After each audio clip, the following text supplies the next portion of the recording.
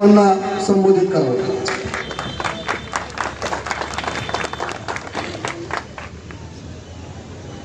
कोरेगाव शहराच्या स्वप्नाचा असणारा हा प्रकल्प गंगा नदीच्या सुशोभीकरणाच्या आणि दत्तनगरमधील या रस्त्याच्या लोकार्पणाच्या कार्यक्रमाच्या निमित्तानं व्यासपीठावरती उपस्थित असणारे आमच्या सर्वांचे मार्गदर्शक जिल्हा बँकेचे संचालक सुनीलजी खत्री, आदरणीय मोदी सर, आमच्या सगळ्यांचे मार्गदर्शक श्रीदादा कुलकर्णी, दुसरे आमचे मार्गदर्शक ॲडव्होकेट चंद्रशेखर बर्गे, आदरणीय गजानन बर्गे, विलासकाका बर्गे, भारतीय जनता पार्टीचे तालुकाध्यक्ष आदरणीय संतोषाबा जाधव, कोरेगाव नगरपंचायतीचे प्रथम नगराध्यक्ष आणि कोरेगाव विकास आघाडीचे अध्यक्ष माझे मित्र राजाभाऊ बर्गे, जिल्हा नियोजन समितीचे सदस्य राहुलदादा बर्गे, प्रथम नगराध्यक्षा दीपालीताई बर्गे, उपनगराध्यक्ष सुनीलदादा बर्गे आणि त्यांचे सर्व नगरसेवक, आमचे आदरणीय पंपूभाई असतील, या विभागाचा नगरसेवक आमचा साईप्रसाद बर्गे, मुन्ना काळजी, आमचा रशीद, आणि या विभागामध्ये ज्यांनी मोठ्या मनानं साथ देण्याचं आम्हाला काम केलं ते आमचे संजय नाना बर्गे, कोरेगाव शहराचे आमचे दुसरे मार्गदर्शक प्रमुख आणि माजी उपनगराध्यक्ष जयवंतराव पवार, या ठिकाणी उपस्थित असणारे विविध आमचे सरपंच, या प्रभागातील माधवनगर प्रभाग आणि दत्तनगरमधील सर्व महिला बंधू आणि भगिनींनो,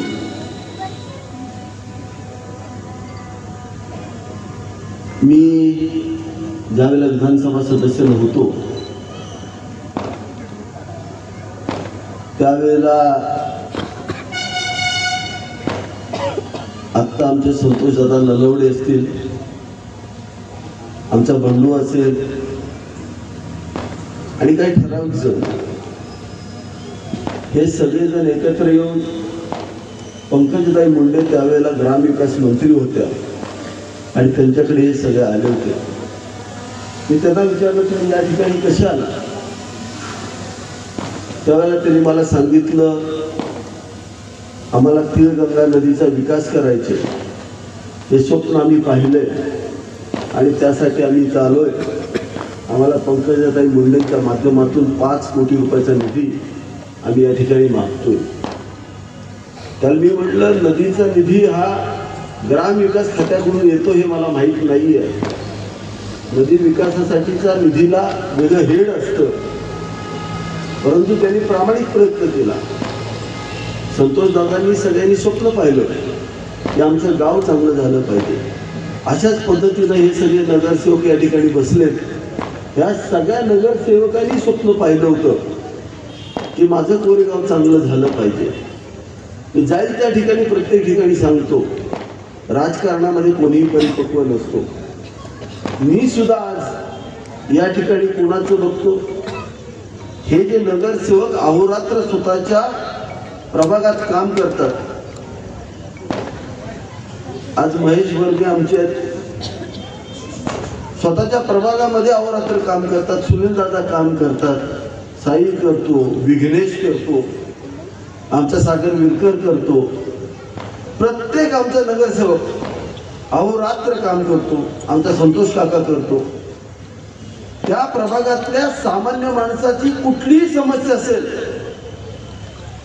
आमचा राहुलदादा इथे 24 तास स्वतःच्या प्रभागातल्या लोकांसाठी ते उपलब्ध असतात.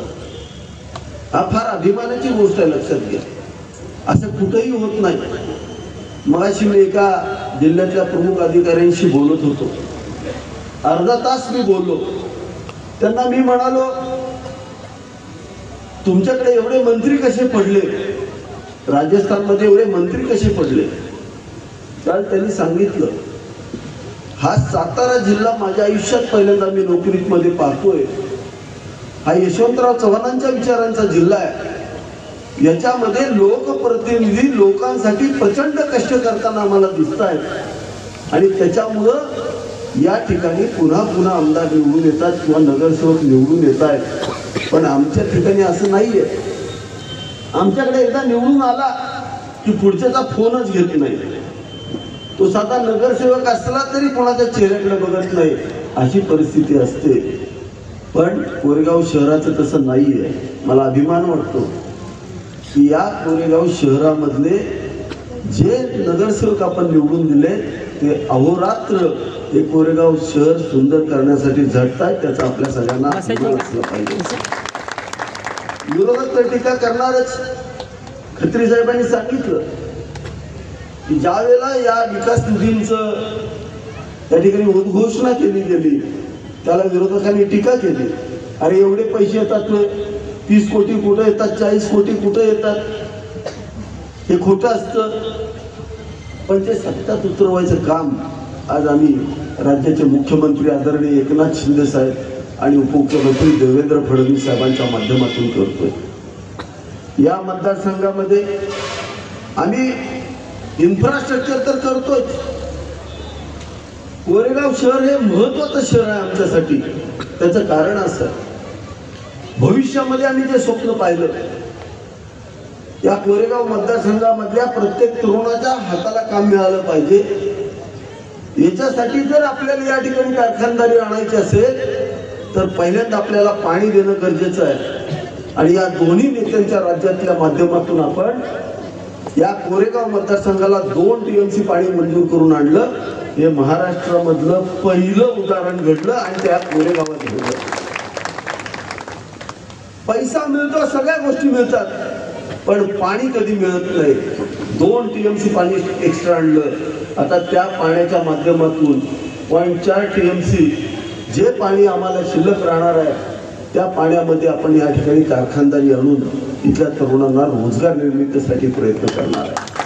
पण या ठिकाणी कारखानदारी यायची असेल तर या ठिकाणचं इन्फ्रास्ट्रक्चर चांगलं पाहिजे, एखादं शहर चांगलं पाहिजे. जर एखादा मोठा कारखाना येणार असेल तर त्या कारखान्याच्या प्रमुखांना राहण्यासाठीची ठिकाणं चांगली पाहिजे. हा विजन ठेवून या ठिकाणी आम्ही कोरेगाव डेव्हलप करतोय. आणि निश्चित आज आमचे आर्किटेक्ट या ठिकाणी आलेत. आमचे कुलकर्णी काकांनी त्या ठिकाणी या तरुण मित्राला आम्हाला इंट्रोड्यूस करून दिलं. एक सुंदर असं विजन या तरुणाने या ठिकाणी आर्किटेक्ट साहेबांनी या ठिकाणी दिलं. एक चांगली डिझाईन तयार केली जी आपण सगळ्यांनी. मला एकदा म्हणला, फोन केला त्यांना सकाळी 5 वाजता, राहुल दादा कुठं आहे? म्हटलं बाहेर आहे. कुठं? पुण्याला. म्हटलं का? मला जरा फिरतो. म्हटलं ती सकाळ दुपार संध्याकाळ तेच बघायचं. एकटा गेला का नाही? वहिनीला घेऊन गेलो. माझा फोन सगळ्यांना पाठी 5 किंवा 4 वाजता जातो. हलवून बघायला लागतं ना नक्की जागा आहे. जागरूक कार्यकर्ता हे खऱ्या अर्थानं जिवंत पार्टीचं लक्षण आहे. लक्षात घ्या. जागरूकपणा पहाटेच करायचा. ते रात्री काय उद्योग केला का नाही ते सकाळी लगेच करतात. सकाळच्या आवाजात तर महेशला पण माझा फोन पाठवत असतो. बरोबर आहे का? सुनील दादा कधी फोन घेत नाही. तो बरोबर 9 वाजता उठल्यानंतर मला फोन करतो. प्रत्येकाच्या गोष्टी मला या ठिकाणी माहिती आहेत. मग दादाला म्हटलं, दादा काय गेला? तर मी म्हटलं जरा वहिनींना सगळं दाखवून येतो, नाही तर शिव्या रोज मिळतात. आपण रोजच सार्वजनिक जीवनामध्ये. मग म्हटलं आपण असं करू, पुण्यात जे आहे ते आपण कोरेगावात आणू. आता फिरायला जायचे काय कारण आहे का? घरातलं बाहेर पडायचं आणि इथल्याच पंचावर बसवायचं. इथनं पलीकडे आम्हाला घ्यायचं. खत्री साहेब आपल्याला पण सातारला जायची गरज नाही. त्याला म्हणायचं तुला त्या साताऱ्यात नाही की आम्ही कोरेगावात आणून दिलंय, आता इथं सुखानं राहायचं. इतकी सुंदर नदी या ठिकाणी डेव्हलप होणार आहे. परवा मी आजारी होतो म्हणून थोडंसं बाहेर गेलो होतो, पण त्याच्यामध्ये पण काम केलं. ओ व्हियादो नावाची एक शहर आहे, ओ व्हियादो म्हणून एक नावाचं शहर आहे, स्पेनमध्ये आहे. साधारणतः बार्सेलोना पासून 450 किलोमीटर अंतरावरती आहे. त्या ठिकाणी आम्ही गेलो, संध्याकाळी जेवण केलं आणि शहर फिरायला गेलो होतो. आम्ही 3 जण होतो. या मतदारसंघातले 2 मुलं मुद्दाम घेऊन गेलो होतो. आर्किटेक्ट साहेब मला तुम्हाला न्यायची मी विसरून पण पुढच्या वेळेला नेणार. ते शहर हे युरोपमधलं सगळ्यात सुंदर शहर आहे. इतकं सुंदर शहर आहे की त्या शहरामधले आरोग्य हे सगळ्यात चांगलं आरोग्य, तिथले लोक आजारीच पडत नाहीत, एवढी चांगली काळजी ते शहर घेत आहे. ते शहर पहिल्यांदा एक इन्स्पिरेशन आलं की आपण आज कॉन्क्रीटचे रस्ते करतोय, सगळं करतोय, पण त्याच्याबरोबर त्याची कल्पकता आपल्याला कोरेगावमध्ये आणता आली तर आपण निश्चित यशस्वी होऊ असं मला वाटतंय. त्या शहरामधला एखादा व्यक्ती जर आजारी पडला तर त्यांची नगरपालिका त्याची काळजी करते, त्याला घेऊन जाते, त्याला बरं करून घरी आणून सोडते. म्हणजे आपल्याला फक्त हे रस्ते करण्यापुरतं आपल्याला मर्यादित राहायचं नाहीये. तर खत्री साहेब, तुम्ही सांगितलेला तो जो विचार आहे तो आमच्या 100% डोक्यात आहे. आज हे रस्ते आम्ही जे करतोय हे 100 वर्ष टिकणारे रस्ते करतोय. एकदा हे सगळे रस्ते पूर्ण झाले, शहर एकदा सुंदर झालं, पाणी पुरवठ्याची योजना 67 कोटी रुपयाची आपण या शहराला दिलेली आहे. ती योजना पूर्ण झाली. ती पूर्णपणे सूर्यप्रकाशाच्या आधारित ती तयार झाल्यानंतर या शहरातलं राहणीमान हे सगळ्यात महाराष्ट्रातलं स्वस्त कसं होईल आणि या शहरात राहणारा प्रत्येक नागरिक हा सुखी आणि आनंदी कसा होईल, त्याच्या आरोग्याची काळजीपासून सगळ्या गोष्टीची काळजी ही नगरपालिका कशी घेईल अशा पद्धतीची पॉलिसी आज आम्ही या ठिकाणी डिझाईन करणार आहे आणि निश्चित त्याच्यात आम्ही यश मिळवून दाखवणार. हा मी तुम्हाला शब्द देतो. या नगरपालिकेच्या हद्दीत राहणारा कुठलाही व्यक्ती त्याचा सगळा खर्च आरोग्याचा भविष्यामध्ये, मग ते इन्शुरन्सच्या माध्यमातून असू द्या किंवा आमच्या स्वतःच्या फंडाच्या माध्यमातून असू द्या, तो करण्याचं काम हे नगरपालिका करेल असे मी तुम्हाला ग्वाही देतो.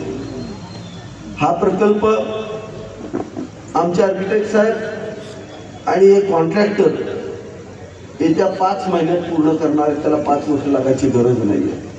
मी त्यांना टाइम लिमिट दिलंय. 5 महिन्याच्या आत हा प्रकल्प पूर्ण झालाच पाहिजे. आणि हा प्रकल्प आता नदीच्या वरचा आहे. याचा पुढचा जो भाग आहे त्याच्यासाठी मी सगळ्या नगरसेवकांना, आमच्या सूर्यकांत बर्गे काकांनी मला एकदा सकाळी फोन केला होता. मला म्हणले मी बेळगाव मध्ये आहे. म्हणलं काका का गेलाय? मला म्हणले त्या ठिकाणी खाऊ गल्ली इथल्या नगरसेवकांनी किती चांगली डेव्हलप केलंय, तुम्ही ती बघा. म्हणलं चालेल काका, तुम्ही ज्या गोष्टी सांगता त्या आम्ही पाळतो. मी महेशला फोन केला, सुनील दादाला फोन केला, राजाभाऊला फोन केला. त्यांना म्हणलं तुम्ही नगरसेवक जावा आणि सूर्यकांत काकांनी जे सांगितलेलं आहे ती खाऊ गल्ली बघून या. हे सगळे नगरसेवक एकत्र गेले आणि त्या ठिकाणी बेळगाव मध्ये जे आदर्श अशा पद्धतीचे खाऊ गल्ली किंवा त्या ठिकाणी शॉपिंग कॉम्प्लेक्स उभं केलं ते पाहून आले. साहेब म्हणले अत्यंत चांगलं आहे, आपल्याला कोरेगावमध्ये केलं पाहिजे. आणि त्याच पद्धतीचं काम आर्किटेक्ट साहेबांना एकत्र घेऊन या नगरसेवकांनी एकत्र बसून जो आपला खालचा भाग आहे 3 टप्प्यात काम होणार आहे. पहिला टप्पा दत्तनगर आणि महादेव नगरचा आहे. पुढचा टप्पा 100 कोटी रुपयाचा सुमारे आपल्या या पुलापासून खालच्या पेठेतल्या पुलापर्यंतचा आहे. आणि तिसरा टप्पा 70 कोटी रुपयाचा त्या पुलापासून आपल्या खालचं जे मंदिर आहे त्या मंदिरापर्यंतचं आहे. अशा पद्धतीचं काम आपण या ठिकाणी पूर्ण करणार आहे. आणि हे काम कसल्याही परिस्थितीत हीच बॉडी या सत्तेत असताना पूर्ण होईल या मी या ठिकाणी ग्वाही देतो. आता आमचा मुन्ना काजी खूप खुश आहे, रशीद खुश आहे. त्यांचे चेहरे बघितले का? ते नगरसेवक झाले म्हणूनच इतकं सहकार एवढं चांगलं झालं की लक्षात घ्या. होऊच शकत नव्हतं. त्यांचा पायगुणच चांगला. एवढा चांगला रस्ता आजपर्यंत कुणाला जमला होता का साहेब? तुम्ही मला सांगा, एवढे मोठे नेते झाले, तुला जमलं का? नाही. पण ते दोघं नगरसेवक झाला. आपण असंच म्हणायचं, लक्षात ठेवा. आमच्या मुन्ना भाई आपल्या अपने से हुआ ही किससे नाही हुआ. त्यामुळे एवढा सुंदर रस्ता झाला, तुम्ही बघा. पण नुसते रस्ते करून चालणार आहे का? आपल्याला बाग लावली पाहिजे, झाडं लावली पाहिजे. आणि ते फार महत्वाचं काम पुढच्या टप्प्यात आपण करतोय. कोरेगाव शहराचे सगळी डेव्हलपमेंट आमच्या समोर आहे. अगदी एंट्री पॉइंट पासून तुमचं विश्रामगृह असेल, मध्ये आता आझाद चौकात चालू झालेली भाजी मंडई असू द्या, नदीची डेव्हलपमेंट असू द्या. दुसरी एक आनंदाची गोष्ट, काही विरोधकांनी आमच्या मुद्दाम जाणीवपूर्वक जुना मोटर स्टँड डेव्हलप करण्यासाठी आम्हाला त्रास दिला. पण आदरणीय मुख्यमंत्री एकनाथ शिंदे साहेबांनी आदेश दिले आणि नगरपालिकेला ती जागा वर्ग करण्याचा आदेश आला. आणि आता त्याचं पण काम आपण 15 दिवसात त्या ठिकाणी चालू करतोय. एक आदर्श अशी बिल्डिंग त्या ठिकाणी आपण उभी करतोय. त्याच्या पलीकडे गेला की पेट्रोल पंपाच्या शेजारी पंचायत समितीची 23 कोटी रुपयाची इमारत आपण मंजूर करून घेतलाय. त्याचं पण टेंडर पडलंय, ती पण इमारत त्या ठिकाणी होणार आहे. म्हणजे हा जो रस्ता चाललाय, हा रस्ता अत्यंत सुंदर करतोय. त्याच्याच बरोबर आपण जो वरच्या भागात जातोय, रहमतपूरला चाललोय, त्या रहमतपूर रस्त्याचं विस्तारीकरण चाललंय. त्यासाठी खूप त्रास होतोय, पण आम्ही तो त्रास सहन करतोय. खत्री साहेब, तुम्ही म्हणला ते खरं आहे. यांनी अडथळे केले म्हणून तर आपण एवढं जिद्दीनं उतरलोय. त्यांनी जेवढा त्रास देतील तेवढं आपण जास्त फंड आणायचं. आपला फॉर्म्युला वेगळा आहे. त्यांनी सांगितलं महेश शिंदेनी कामच केलं नाही. ठीक आहे बाबा, मी काम केलं नाही, पुढच्या वेळेला येताना मंत्रालयातनं 100 कोटी मंजूर करून आणतो. आणि जो असं म्हणतो त्याच्याच दारात टाकतो. अशी सुरुवात करायची. आता टेकातून पंपू भैयांनी, अजित बर्गे सगळ्यांनी त्या ठिकाणी प्रवेश केला. सगळे एकत्र आले, आमचा श्रीकांत वगैरे सगळे एकत्र आले आणि टेक परिसराचा त्या ठिकाणी त्यांनी स्वतः फॉर्म्युला तयार केला. गेले मला वाटतं 1-1.5 महिना झालं तो टेक पूर्ण परिसर ते डिझाईन करतायत. ब्राझील मधलं एक साल्वादोर नावाचं शहर आहे, त्यामध्ये पेलेरियो म्हणून एक भाग आहे, त्याच्या आधारित आपण ते डेव्हलप करतोय. जगामध्ये ज्या ज्या शहरात सुंदर गोष्टी आहेत त्या त्या आपण प्रत्येक भागामध्ये आणून अशा पद्धतीचं आर्किटेक्टिंग करून आपला भाग सुंदर करायचा आपण प्रयत्न करतोय. टेकामधला एखादा माणूस आजारी पडला तर गाडी सुद्धा जात नव्हती, म्हणून त्या ठिकाणी मोठा ब्रिज बांधून आपण एक छानपैकी रस्ता पण टेकामध्ये त्या ठिकाणी आणतोय. फक्त आपण काही ठराविक भागाचाच विकास करत नाही. तर पलीकडच्या बाजूला आंबेडकर नगर आहे, त्या आंबेडकर नगरामध्ये अंतर्गत सगळं कॉन्क्रिटीकरण झालं पाहिजे. त्यासाठी 5 ते 7 कोटी रुपयाचा निधी आपण उपलब्ध करून दिलाय. जुना पेठेतलं काम पूर्ण केलंय.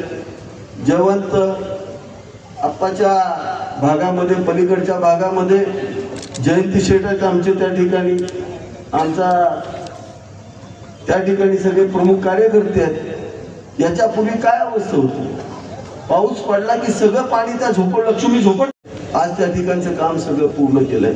एक कोरेगाव शहरामध्ये ज्या ज्या ठिकाणी अडचणी आहेत ती सगळी काम आपण पूर्ण करतोय.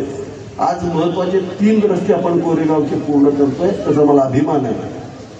आझाद चौकापासून कटापूरच्या रस्त्याला 18 कोटी रुपयाचा निधी आपला टेंडर सहित पूर्ण झाला आणि त्याचं काम आता आपण चालू करतोय. दुसरा, आपण त्या दिवशी उद्घाटन केलेला जळगाव रस्ता, त्याचं काम सुरू झालेलं आहे. त्याचं काम दर्जेदार आहे, तुम्ही स्वतः पाहताय. तिसरा रस्ता तडवळे रस्ता, तडवळे रस्त्याचा चौकापासून शिवरत्न मंगल कार्यालयापर्यंत 9 कोटी रुपयाचा निधी कॉन्क्रिटीकरणासाठी दिलाय आणि तिथनं पुढं साधारणतः 23 कोटी रुपयाचा निधी खेडपर्यंत आपण त्या ठिकाणी देतोय. हे सगळे पैसे येऊन पडलेले आहेत आणि हे पैसे येऊन पडले, त्याच्या कामाचे टेंडर झालेत आणि कामं सुरू होत आहेत. या आठवड्यामध्ये 137 कोटी रुपयाच्या रस्त्याच्या कामाची टेंडर आता आपण या महिन्यामध्ये आपण चालू करतोय. आणि ते सोडलंय की लगेच राज्य सरकारने आता या हिवाळी अधिवेशनामध्ये आपल्याला 65 कोटी रुपयाचा रस्त्याला निधीचं मान्य केलंय. म्हणजे तुम्ही मागाल तिथं मागाल तेवढे पैसे द्यायची आमची भूमिका आहे. फक्त दर्जेदार कामं करा, 100 वर्ष टिकतील अशी कामं करा आणि सगळ्या नागरिकांनी स्वतःला एक इथनं पुढं कोरेगावच्या नागरिकांना आपल्याला एक सगळ्यांनी एकत्र घेऊन कार्यशाळा घेणं गरजेचं आहे. इथनं पुढं माझं शहर एक घाण होता कामा नये. आपण स्वच्छतेचा संदेश घेऊन यायचा. आपल्याला महात्मा गांधींनी स्वच्छतेचा संदेश दिलाय. या देशाचे पंतप्रधान आदरणीय नरेंद्रभाई मोदींनी आपल्याला स्वच्छतेचा संदेश दिलाय. ते स्वतः जर एखादी गोष्ट कुठं पडली असेल तर स्वतःच्या हाताने उचलतायत. आपल्याला कोरेगाव शहर महाराष्ट्रात नंबर 1 करायचं असेल तर नागरिकांनी स्वच्छतेच्या चांगल्या सवया लावल्या पाहिजेत आणि त्यासाठी आपण प्रामाणिक प्रयत्न करावा असं आपण सर्वांना आवाहन करतो. विरोधकांवरती बोला म्हणून मला सांगितलं होतं, पण आपला आनंदाचा क्षण आहे. त्यांना आता जनता विसरायला लागलेली आहे. एखादं चांगलं काम केलं तर जनता स्मरणात ठेवते. जसं तुम्ही शालिनताई पाटलांचं नाव घेतलं, ताईंना आयुष्यभर स्मरणात आपण ठेवू. कारण ताईंनी जो कारखाना आपल्याला दिला त्या रूपानं त्या आयुष्यभर आपल्यात राहणार आहेत, लक्षात घ्या. म्हणून आपण पण आपली संघटना आपण सगळे एकत्र येऊन या जनतेची सेवा करू, चांगल्या पद्धतीचं कार्य करू. तरुणांना रोजगार देण्यासाठी आतापर्यंत फक्त रस्ते केले, गटर केले, नाले केले. पुढचा टप्पा 100% लक्ष हे कोरेगाव तालुक्यातल्या तरुणांच्या अर्थकारणावरती लक्ष देणार असेल हा शब्द मी आपण सर्वांना देतो आणि या ठिकाणी थांबतो. रामकृष्ण हरी.